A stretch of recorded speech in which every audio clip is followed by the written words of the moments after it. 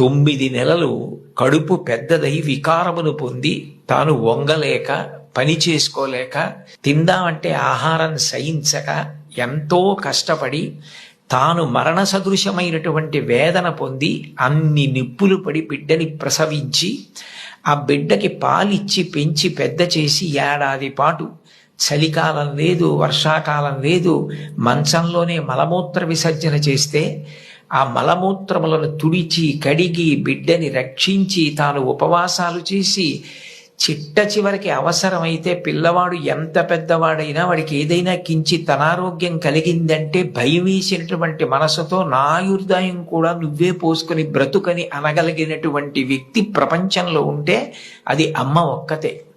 అందుకే అమ్మ లాంటి ప్రాణి లోకంలో లేదు. శాస్త్రాలు కూడా మొట్టమొదటి నమస్కారం ఎవరికి చేయించాయి అంటే మాతృదేవో భవ.